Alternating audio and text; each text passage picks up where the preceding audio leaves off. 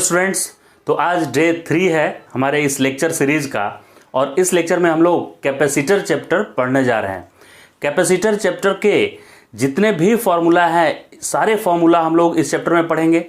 उस फॉर्मूला का एक एक एप्लीकेशन भी मैं बताऊंगा कि वो कैसे यूज करते हैं ड्यूरिंग न्यूमेरिकल सॉल्विंग, राइट। और उस फॉर्मूला में जो डिफरेंट क्वांटिटीज यूज होंगे उसे भी मैं एक्सप्लेन करूंगा कि वो कौन से क्वांटिटीज हैं। तो आइए स्टार्ट करते हैं हम लोग डे 3 का कैपेसिटर के साथ। फर्स्ट फार्मूला आ जाता है कैपेसिटर में। पहले तो कैपेसिटर है क्या, ये पहला बात ये आता है। फिर उसके बाद आएगा कि उसका कैपेसिटेंस या कैपेसिटी क्या होती है। तो कैपेसिटर एक डिवाइस है जो कि स्टोर करता है, चार्ज को स्टोर करता है। कैपेसिटर क्या स्टोर करता है? चार्ज। तो आप बोलेंगे सर चार्ज तो एक कंडक्टर भी रख सकता है, कंडक्टर के इंसुलेटर में भी चार्ज हो सकता है। कॉम्ब को अगर हेयर के साथ रबिंग करते हैं तो कॉम्ब के ऊपर चार्ज आ जाता है, तो वो भी तो चार्ज स्टोर करके रखता है, कंडक्टर भी स्टोर करके रखता है। तो आखिर ये कैपेसिटर की ज़रूरत क्यों पड़ी? तो ज़्यादा चार्ज स्टोर करने के लिए कैपेसिटर अगर हम लोग ऐसा डिवाइस यूज करेंगे तो कम छोटे से स्पेस में, कम रीजन में हम लोग ज़्यादा अमाउंट ऑफ चार्ज स्टोर कर पाएंगे। अगर कैपेसिटर नहीं बनाए, खाली एक मेटल अगर ले लिए तो एक मेटल कितना मैक्सिमम चार्ज होल्ड कर सकता है? मेटल के ऊपर आप चार्ज देंगे तो एक प्लस दूसरा प्लस को रिपेल करने लगेगा। जैसे एक मेरे पास कंडक्टर है स्फेरिकल, उसमें आप चार्ज दिए जा रहे हैं तो उसका लिमिट है। कितना लिमिट है? वो उतना ही। तो कोई भी कंडक्टर, स्फेरिकल कंडक्टर मैक्सिमम कितना चार्ज स्टोर कर सकता है उसका लिमिट है।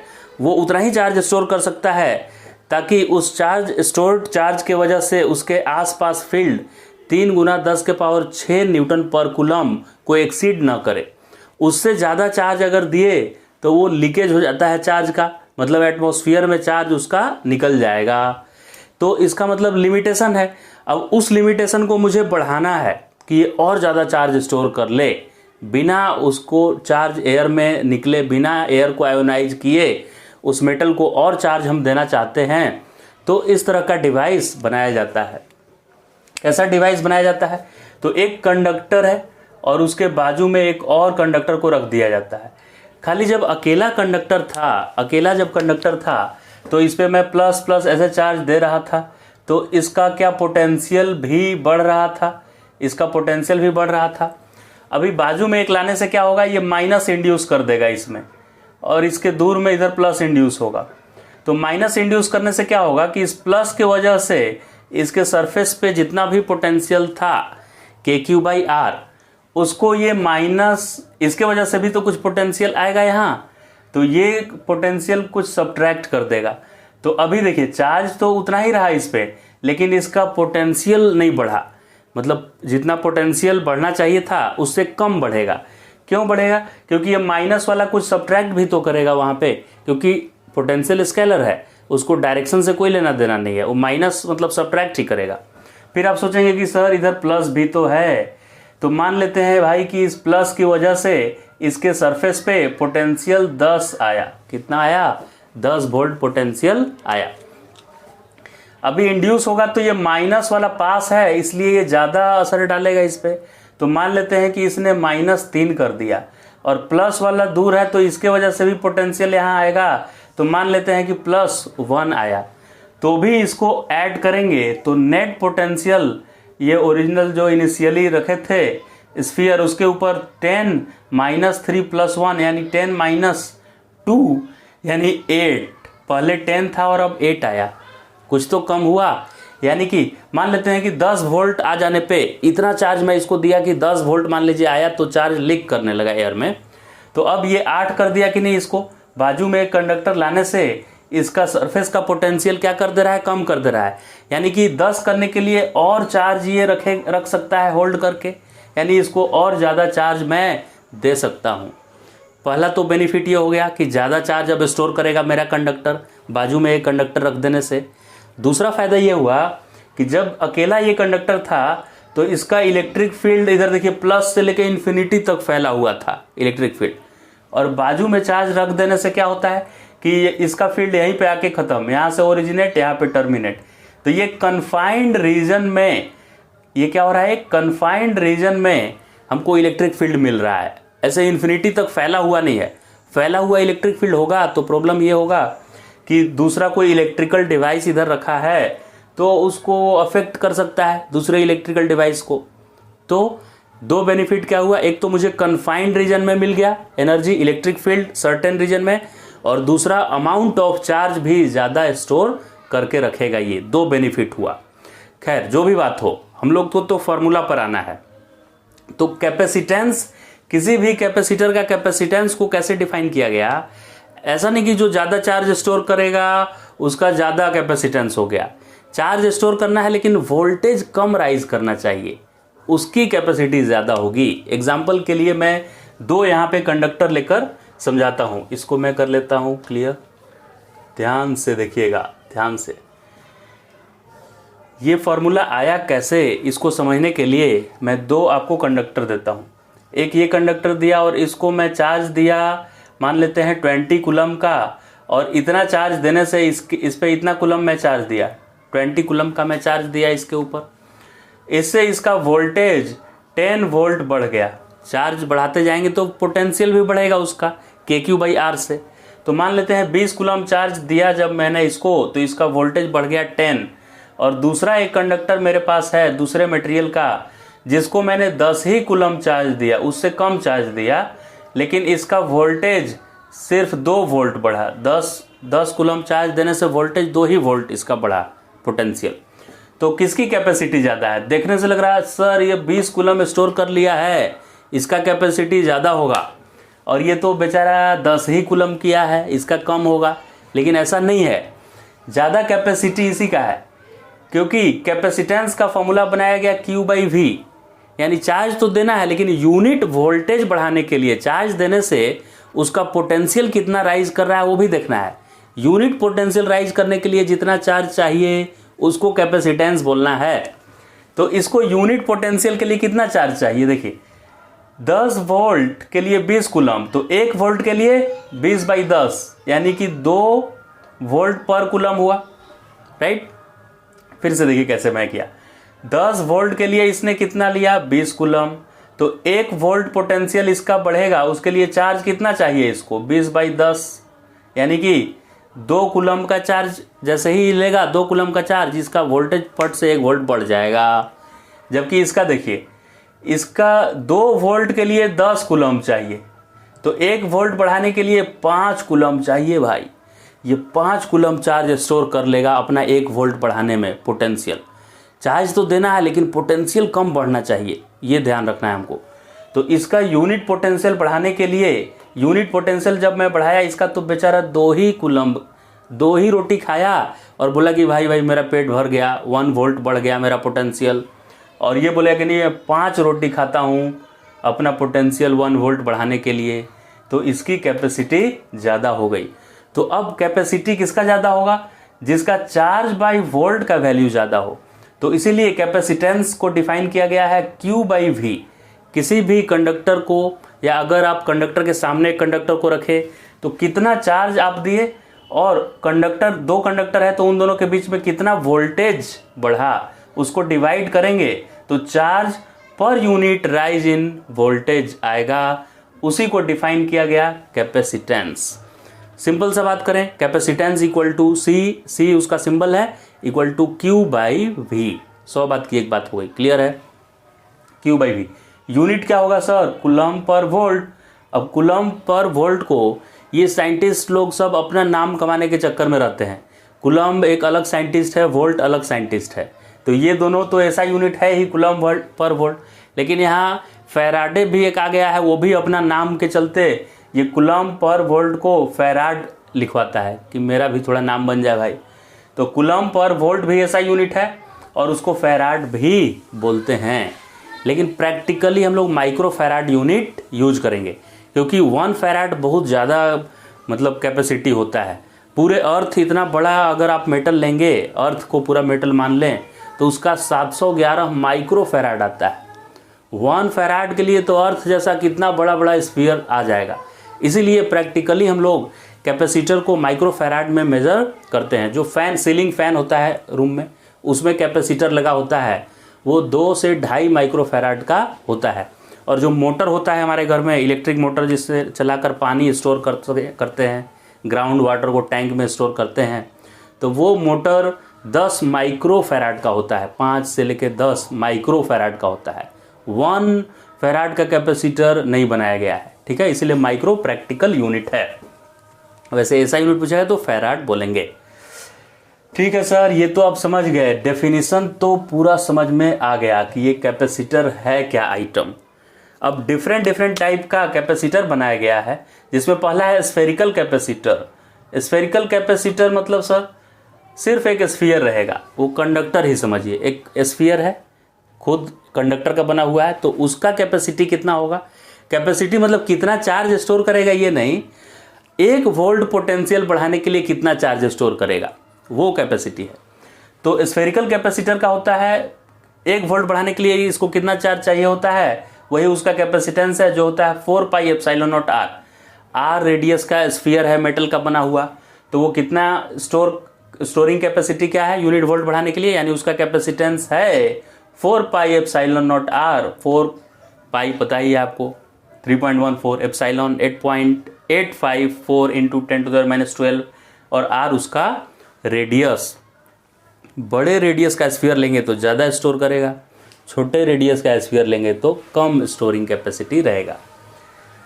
ओके, स्फेरिकल समझ गए। अब एक स्फीयर है हॉलो स्फीयर, उसके बाहर एक और हॉलो स्फीयर बना दिए, मतलब कंसेंट्रिक स्फीयर है। ये भी कंसेंट्रिक, ये भी कंसेंट्रिक है। एग्जाम में ध्यान से देखना है कौन सा फॉर्मूला कब यूज करेंगे। जब बाहर वाले को अर्थिंग किया हुआ रहेगा और अंदर वाले को अर्थिंग नहीं किया हुआ रहेगा, तो 4 pi epsilon not A B by B minus A. B है आउटर रेडियस और ए है इनर स्फीयर का रेडियस। और जब इनर वाले का अर्थिंग किया हुआ रहेगा तो इसका कैपेसिटी होगा 4 pi epsilon not B square by B minus A. B बाहर वाले का रेडियस और ए इनर हॉलो स्फीयर का रेडियस, दोनों मेटल का बना हुआ है। ओके सर, एक ही जैसा फॉर्मूला लग रहा है। बाहर वाले का अर्थिंग किए हैं तो A B by B minus A, और अंदर वाले का अर्थिंग किए हैं तो B square by B minus A, याद रहेगा। अब पैरेलल प्लेट कैपेसिटर, एक प्लेट है उसके सामने एक और प्लेट रख दिए डी दूरी पे, और इस प्लेट का एरिया है ए। ऐसे एरिया रेक्टेंगल का बना हुआ है तो रेक्टेंगुलर एरिया ए है। तो दोनों प्लेट में से किसी एक प्लेट का एरिया ए है। दूसरे प्लेट का एरिया ज़्यादा भी हो सकता है कम भी, लेकिन फॉर्मूला लिखते समय जो छोटा एरिया होगा वही एरिया रखेंगे। जैसे 2 बना लिए, एक बड़ा एरिया एक छोटा, तो छोटे एरिया को यहाँ पे रखना है। ऐसे इन जनरल इक्वल एरिया का रहेगा, तो जो भी कॉमन एरिया होगा ए, एक का एरिया लिख देंगे। पैरेलल प्लेट कैपेसिटर का कैपेसिटेंस सर होता है epsilon not a by D, clear है। बीच में कुछ मसाला भर देंगे इसमें, मतलब पानी भर दिए, तेल भर दिए, दही भर दिए, कुछ जो भी मटेरियल भरे डाइलेक्ट्रिक, उसका एक डाइलेक्ट्रिक कांस्टेंट होगा तो उसका कैपेसिटेंस उतना टाइम्स हो जाएगा। अगर डाइलेक्ट्रिक भर देंगे तो capacitance epsilon not a by D के टाइम्स हो जाएगा। पूरा का पूरा डाइलेक्ट्रिक यहाँ से यहाँ भर दिए तो, अगर सर हम पूरा एक ही डाइलेक्ट्रिक नहीं भरे, अलग अलग डाइलेक्ट्रिक भरे, तब क्या होगा, मतलब कि T1 तक अलग डाइलेक्ट्रिक, T2 तक अलग और T3 तक अलग भरे डाइलेक्ट्रिक। अब बताइए कि कितना होगा कैपेसिटेंस। तो C होगा एप्सिलॉन नॉट 8 तो लिखना है, एकदम 100 सोनार की 1 लोहार की। एक ही फार्मूला में सब हो जाएगा, आधा भरिए, पूरा भरिए, 1/3 भरिए, कैसे भी कीजिए, फार्मूला एक ही है। C equal to epsilon not A T1 by K1 plus T2 by K2 plus T3 by K3 plus आगे ऐसे होते रहेगा। इसका स्पेशल केस, अगर हम पूरा नहीं भरे, खाली टी डिस्टेंस तक के भरे और बाकी का D माइनस टी खाली छोड़ दिए, D माइनस टी खाली छोड़ दिए, एयर रहने दिए उधर या वैक्यूम, टोटल D गैप था प्लेट के बीच। ये भले ही वायर बनाए हैं लेकिन ये सच में प्लेट है, ऐसे बाहर निकला हुआ ऐसे प्लेट है, ऐसे रेक्टेंगुलर प्लेट समझना है। ऐसा प्लेट है, ऐसा प्लेट है, सामने सामने बोर्ड से निकलता हुआ। डायग्राम बनाने के लिए सिर्फ ऐसे बना दिए हैं, ये नहीं समझना है कि ये वायर है। तो ये प्लेट और ये प्लेट के बीच D दूरी थी, जिसमें T तक मैंने भर दिया है डाइलेक्ट्रिक कांस्टेंट K वाला एक डाइलेक्ट्रिक मटेरियल भर दिया है मैंने। अभी सर इसका क्या होगा आप कैपेसिटेंस, तो यही formula epsilon not A epsilon not a. अभी देखिए, जहां मैं नहीं कुछ भरा हूं वहां K इक्वल टू 1 है, K इक्वल टू क्या है यहाँ 1, वैक्यूम का K 1 होता है। तो यहाँ पे लिखेंगे T1, ये कितना डिस्टेंस है D माइनस टी, तो T1 के जगह पर लिख दिए D माइनस टी और K1 के जगह पर लिख दिए 1, तो D माइनस टी बाई 1। दूसरा मीडियम इसको ले लिए, तो ये T हाइट T मतलब डिस्टेंस तक है K का, तो T बाई K हो गया, यही फॉर्मूला हो गया ना, 2 था तो 2 बार लिख दिया T1 by K1 plus T2 by K2। T1 के जगह पर मैं ये ले लिया 1 डाई इलेक्ट्रिक कॉन्स्टेंट ले लिया एयर का या वैक्यूम का, तो D माइनस टी डिस्टेंस है तो D minus t by dielectric constant 1, और इसका हो गया डाई इलेक्ट्रिक कॉन्स्टेंट K है और T तक है तो T बाई K। इसको और भी मॉडिफाई करें तो epsilon not A D minus T, 1 लिखने से कोई फायदा है नहीं, plus T by K। Special case हो गया, अदरवाइज एक फॉर्मूला याद रखिए, काम खत्म है। कोई भी सिचुएशन आएगा इस फॉर्मूला से हो जाएगा। Epsilon not A divide by T1 by K1 plus T2 by K2 plus T3 by K3। जितना भी मीडियम भरना है अलग अलग भरते रहिए, इससे इक्विवेलेंट इसका ओवरऑल कैपेसिटेंस कितना होगा वो मिल जाएगा, राइट। नेक्स्ट क्या है सर, इधर से ही कर लेते हैं, चलिए। कैपेसिटेंस पैरेलल सीरीज तो पुराना कहानी हो गया, लेकिन फिर भी आपको नया मिलेगा यहाँ, देखिएगा ध्यान से। ये तो रजिस्टर का उल्टा होता है, तो पैरेलल अगर रहता है रजिस्टर तो 1 बाई 1 बाई करके लिखते, लेकिन कैपेसिटर का पैरेलल में डायरेक्ट ऐड हो जाता है, C1 plus C2 plus C3 ऐसे ऐड हो जाएगा। सीरीज में रजिस्टर डायरेक्ट ऐड होता था तो कैपेसिटर उल्टा होगा, 1 by C equal to 1 by C1 plus 1 by C2 ऐसे होगा। ये सर हमको आता है पहले से, पैरेलल सीरीज बचपन से पढ़ते आए हैं, तो ठीक है आता है। तो ये क्वेश्चन देखिए, ये तीनों बताइए कि सीरीज है कि पैरेलल। तो पहली नज़र में देखने से लग रहा है अच्छा ये तो सीरीज जैसा लग रहा है सर, लेकिन ये सीरीज नहीं है। कभी कभी दूर से किसी को आते हुए देखते हैं तो लगता है कि मामा आ रहे हैं, लेकिन दौड़ के पास जाते हैं तो पता चलता है कि कोई और है। ऐसा होता है ना कभी कभी, या ऐसे भी होता है किसी को पीछे से ऐसे देख के लगेगा कि कोई जान पहचान वाला है, लेकिन पास जाएंगे तो कोई और निकलता है। तो वैसे ही ये देखने से लग रहा है कि सीरीज है, लेकिन ये सीरीज है नहीं, ये पैरेलल है। तो अभी सीरीज और पैरेलल का पहचान एक ही है और दूसरा कोई बात नहीं है। 100 बात की एक बात, सीरीज कब हम बोलेंगे, जब करंट सेम होगा, इसके अलावा कोई दूसरा बात दुनिया में नहीं है। जब तक करंट सेम नहीं होगा, 2 या 2 से ज़्यादा कैपेसिटर में, कैपेसिटर है तो चार्ज और रेजिस्टर है तो करंट, तो जब तक दोनों में सेम नहीं होगा चार्ज का फ्लो या करंट, तब तक मैं सीरीज में नहीं बोल पाऊंगा, राइट। और पैरेलल में कब मैं बोल पाऊंगा कि 2 या 2 से ज़्यादा कैपेसिटर पैरेलल में है, तो दोनों का पोटेंशियल डिफरेंस सेम मांगता है। क्या मांगता है? Same potential difference. तीसरा कोई मैटर नहीं है, सीरीज करंट सेम चाहिए, पैरेलल पोटेंशियल डिफरेंस सेम चाहिए ही चाहिए, नहीं अगर होगा तो नहीं होगा। पोटेंशियल डिफरेंस सेम नहीं है 2 कैपेसिटर में, बाकी दुनिया का कुछ भी है तो उसको पैरेलल नहीं बोलेंगे हम लोग, राइट। अभी देखते हैं क्या इसमें और इसमें सेम करंट जा रहा है क्या, सीरीज में कैसे बोलेंगे। इधर से कुछ आया चार्ज आया, चार्ज आया, चार्ज आया, अभी कुछ उधर भी चार्ज जा रहा है, कुछ इधर भी जा रहा है। इसमें जो चार्ज आया ना वो कुछ नीचे भी जा रहा है, कुछ आगे भी जा रहा है। तो अभी इसमें जो चार्ज गया वो सब इसमें थोड़े ही गया, कुछ नीचे से भी इधर सरक लिया, तो यानी ये दोनों सीरीज कहाँ हुआ। अब पैरेलल देखते हैं हुआ कि नहीं। पैरेलल के लिए क्या पहचान है? Same potential difference. अगर ये पॉइंट ए पोटेंशियल पे है तो ये भी ए पे होगा, क्योंकि यहाँ से यहाँ तक कोई वोल्टेज खाने वाला नहीं है। वोल्टेज कौन खाता है सर? कैपेसिटर, रेजिस्टर, इंडक्टर, ये सब पैसिव एलिमेंट खाता है। तो ए का पोटेंशियल ए है तो यहाँ का भी पोटेंशियल ए होगा, क्योंकि इन दोनों के बीच में कोई वोल्टेज कंज्यूम करने वाला एलिमेंट नहीं लगाया हुआ है। यहाँ का ए वोल्टेज है तो यहाँ का भी ए मैंने लिख दिया। यहाँ भी देखिए पूरा वायर है, वायर में नहीं ड्रॉप होता है वोल्टेज। यहाँ का ए है तो यहाँ का भी ए है, क्योंकि इसके बीच कुछ भी कनेक्टेड नहीं है। यहाँ का ए है तो यहाँ का भी ए। वैसे ही इधर से चलिए, बी यहाँ का है तो यहाँ का बी, यहाँ का बी, यहाँ का बी, यहाँ का बी, लेकिन यहाँ का बी तो यहाँ का बी नहीं है, क्योंकि बीच में कोई है जो वोल्टेज कंज्यूम कर सकता है। तो अब मैं जितना भी पॉइंट था सबका पोटेंशियल मैंने लिख दिया। तो अब आप ध्यान से देखेंगे तो ये कैपेसिटर का पोटेंशियल डिफरेंस ए और बी का है। ए और बी के बीच ये कनेक्टेड है कैपेसिटर।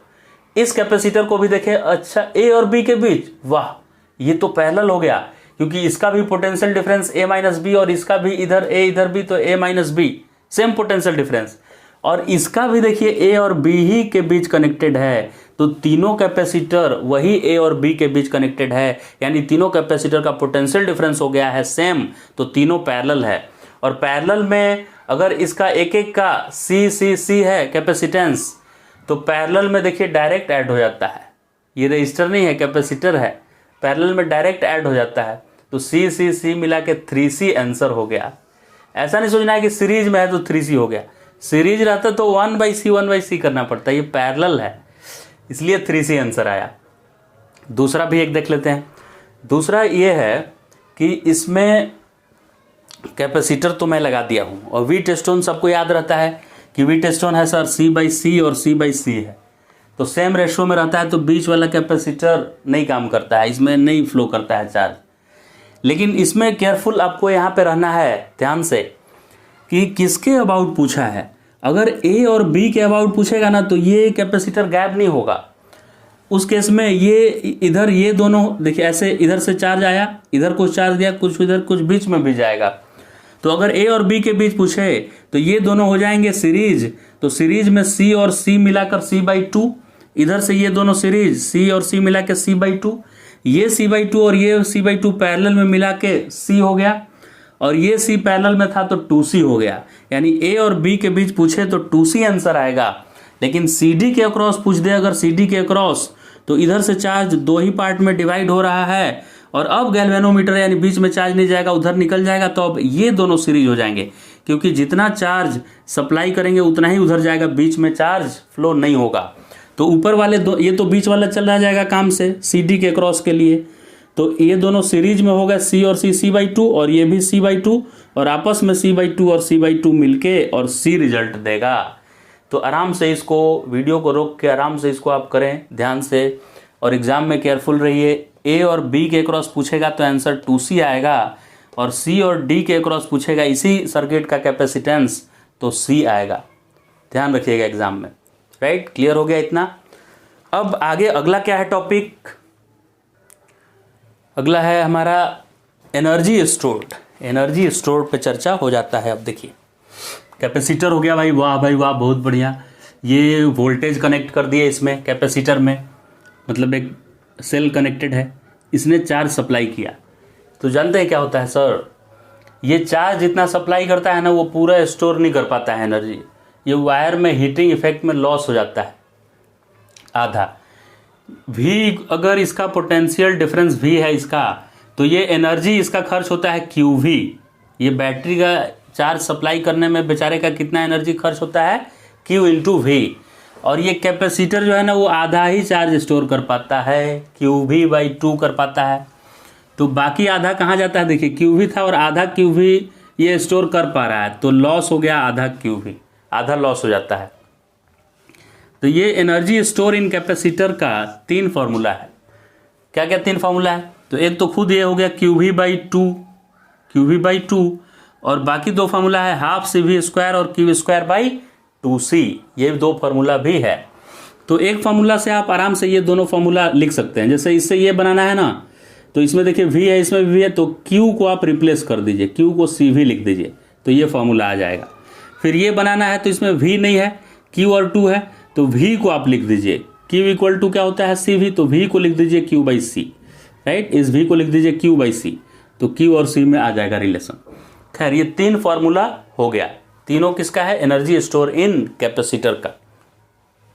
एनर्जी डेंसिटी कितना होगा, कैपेसिटर में कितना एनर्जी डेंसिटी होगा, तो एनर्जी स्टोर अभी अभी आपने बताया सर हाफ CV²।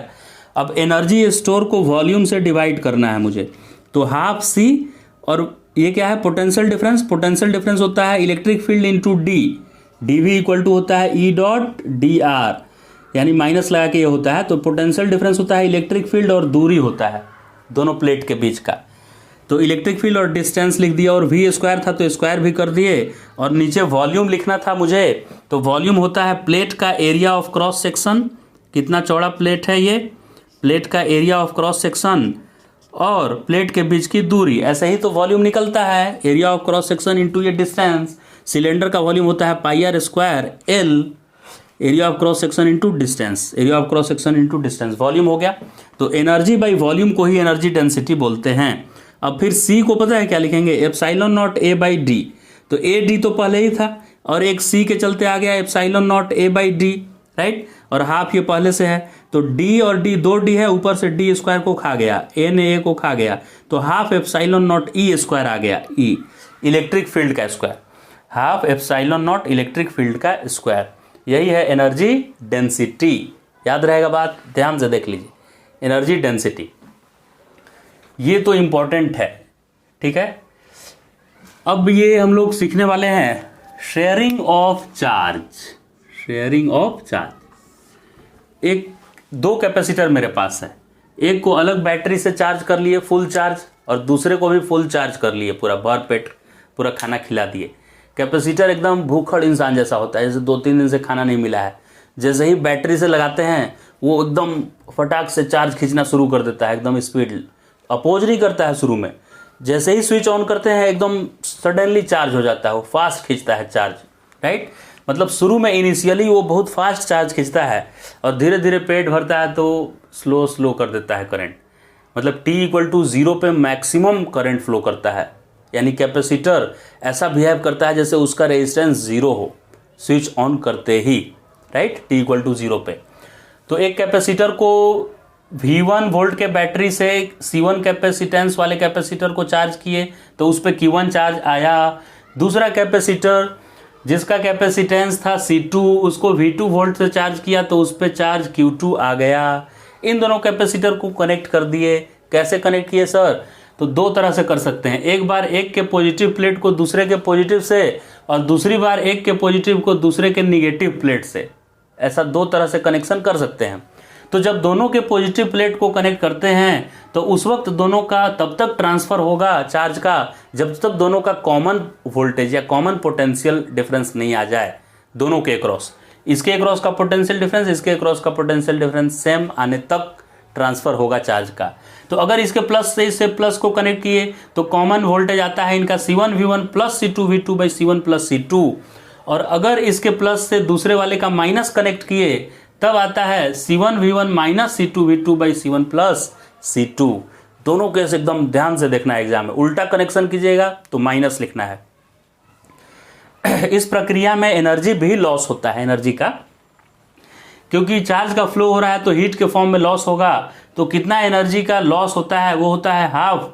और ये C लिखा हुआ है सीरीज में ऐसा ही होता है, C1 C2 by C1 plus C2 याद रहेगा। तो half C1 C2 by C1 plus C2 bracket में V1 माइनस V2 का स्क्वायर।